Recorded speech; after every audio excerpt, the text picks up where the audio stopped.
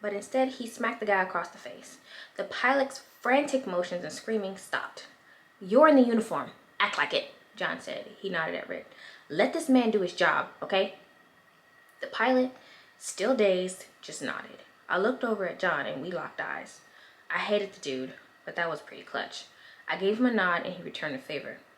Rick was able to unhitch the pilot from his ejector seat and lay him on the ground. He went to work making a splint as best as he could. And about a dozen people tried to call 911, but their phones didn't work. They couldn't get a signal. Suddenly, the power in the entire neighborhood went out. We were standing in pitch black darkness when we heard the second pilot land on the street with another snap of their legs. The screams that followed echoed through the quiet neighborhood. "Paul?" I heard a familiar voice call out. It was Cindy. She was standing with my children on the side of the house. I had dawdled and she was true to her word. "Paul, what's going on?" I never got to finish that thought. From above us came a bassy trumpet blast that did shatter glass. Everyone grabbed their ears and squatted to the ground as if that would make it disappear. I felt my internal organs vibrating. It was unsettling. After the longest 10 seconds in my life, the trumpet blast stopped. I looked over at my kids and they were sobbing. Cindy did everything she could to hold them together. I ran over, my legs wobbly from the noise, and hugged them tightly. "Daddy, what's going on?" my son asked, sobbing. "I don't know," I said, deciding that honesty was better than not. "Is something coming for us?" my daughter said, fear rising in her voice. "No, baby, I don't think so." I gave her a tight hug. My eyes locked up until they locked with Cindy's panic-stricken face. "I won't let anything happen to you." "Who are those guys?" my son said, pointing at the two wounded pilots. "Pilots." "Where are their planes?" A ball the size of a compact car came hurtling towards the ground. Everyone on the street screamed and ran for cover. The debris slammed into the Andersons' home 10 houses down, sending a shockwave that swept everyone off their feet. I stood in time to see a second ball hurtling towards our neighborhood. I dove over my family and shielded them as the metal ball slammed into John's house. It instantly exploded, and flames started eating away at the home. I lay on them until the dust from the explosion settled. Once I was sure there wasn't anything else raining down on us, I got to my feet. My voice was hazy from the dust in the air, but I had a clear view of the ball that destroyed John's house. It was one of the jets. Something in the clouds had crumbled up a $500 million weapon of war like it was a kid's paper airplane. "Like, that thing isn't natural," the first pilot screamed. "This isn't the first attack," the second one yelled. "They'll come for you all. Run before they come after you." The night sky was again broken with the bone-rattling bass of that horn blowing. Again, we all dropped and covered our ears again. The horn stopped, but echoed for 10 seconds before it had finally dissipated. We all craned our necks and were treated to an explosion of red, blue, green, and yellow lights illuminating the clouds. At first blush, it looked random, but it wasn't. It was a pattern. The pattern repeated 2 more times, and then everything went dark.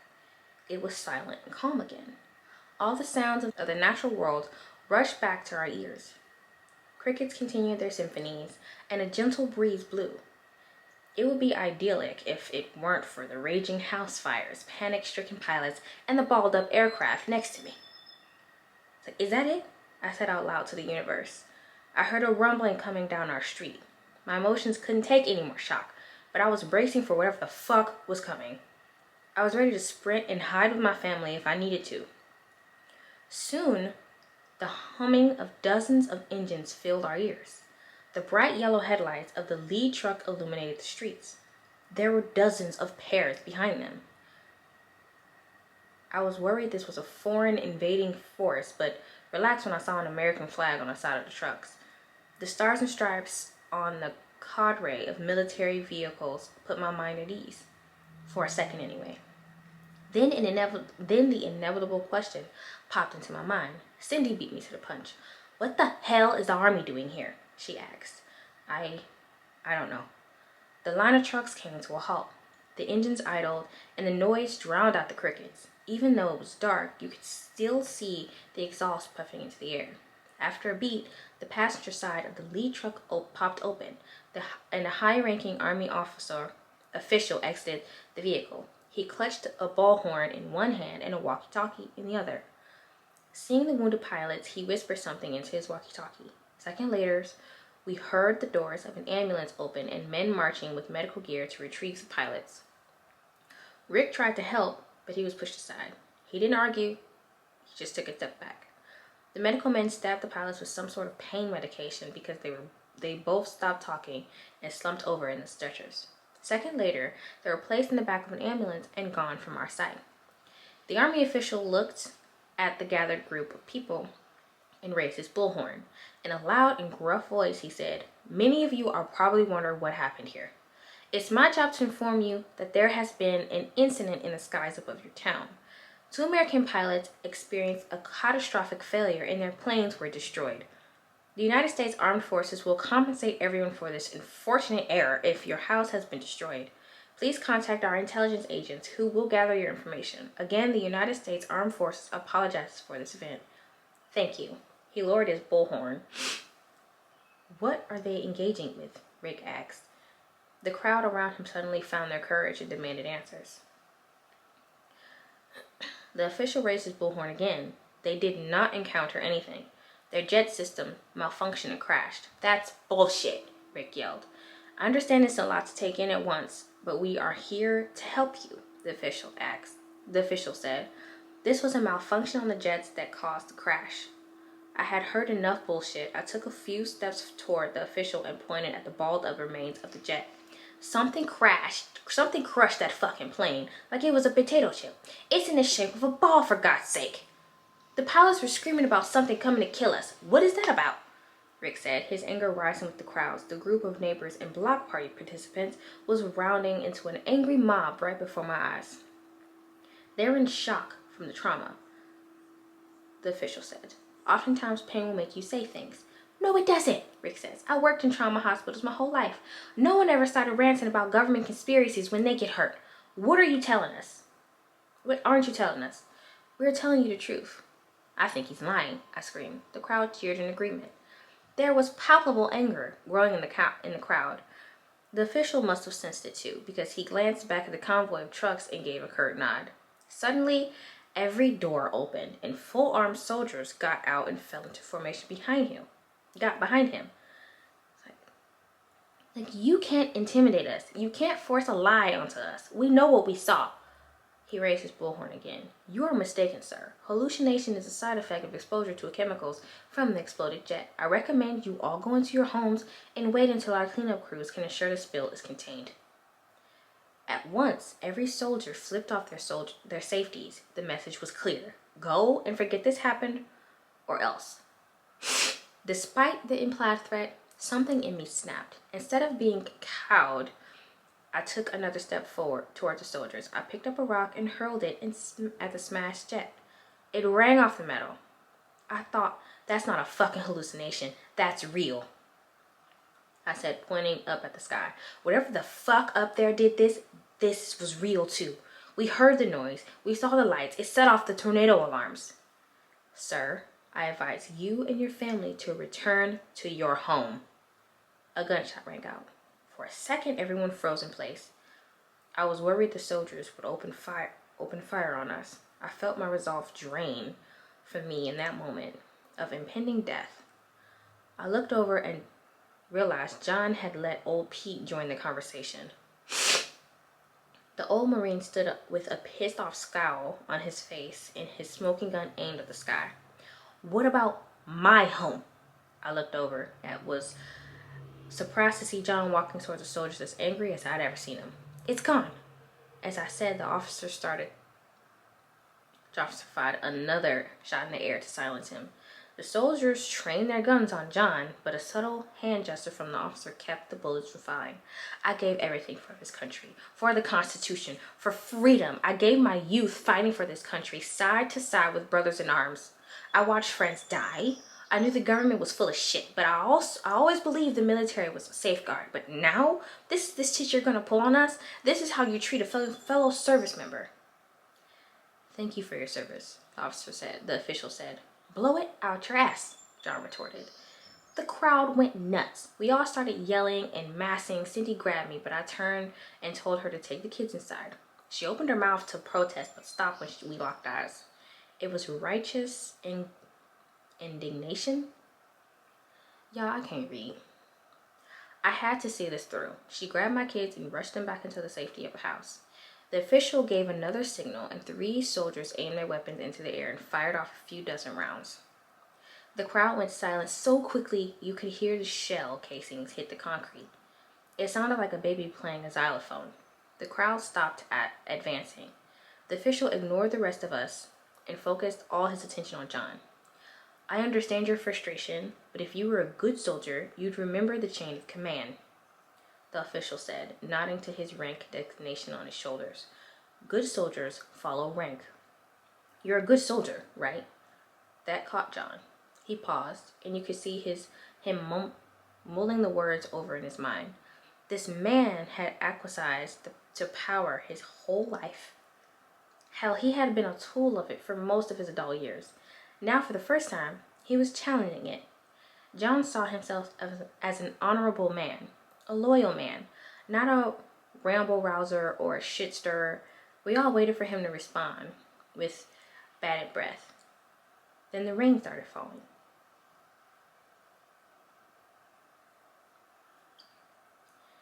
Or I thought it was rain.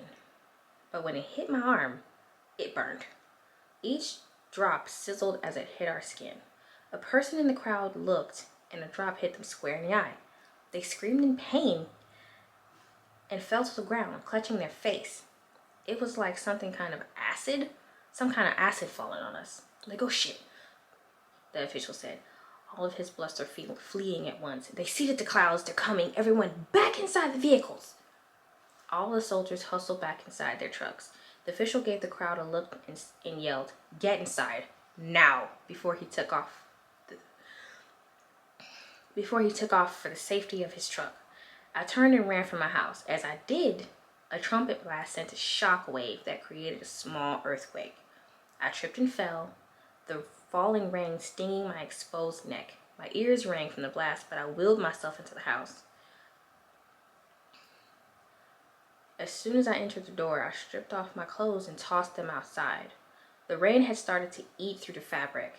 I wrapped myself in a throw blanket and rushed to the window to watch the scene unfolding in front of us. I was surprised to see John still standing out there. He hadn't moved from that spot. It was like the decision to go against his core beliefs had caused a malfunction in his brain. As he had aged, his belief had curdled into a conspiracy. The force he thought was a bulwark against his dreaded deep state now seemed to be working in concert with it. It was too much for him to bear. Even with the prodding of acid rain, John didn't move. He stood there and let the rain eat him away piece by piece. He didn't even scream as his skin slogged off his body. Instead, he raised old Pete to his temple and pulled the trigger. I slammed the blinds shut and turned away. Reality had broken through. We were in real danger. I grabbed my family and went to the back of the house. We'd ride out whatever was happening and pray it didn't get worse. My kids asked me to explain what was going on, but I didn't find an answer that would make things worse.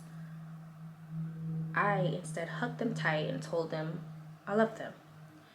All we could hear outside was the rain, or whatever it actually was, falling on the roof. I prayed it wouldn't eat through the shingles. I knew there was probably a beehive worth of activity going on outside with the military there. Still, my rational brain had returned to me. I no longer cared about anything but surviving the night. We stayed that way for 2 hours.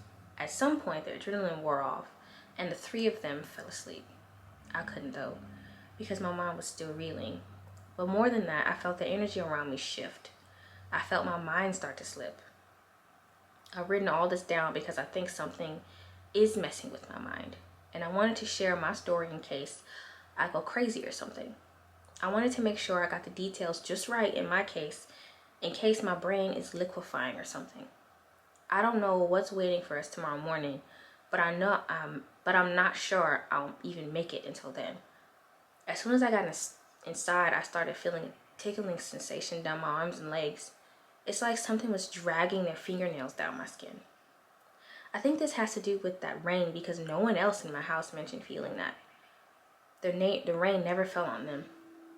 In the last 10 or so minutes, I've started noticing moving black shadows in the corner of my vision. When I look at the figures, they disappear, but they return. They always return. I can sense them watching me. I don't know what they are or what they want, but I'm sure they're not here for a cup of coffee.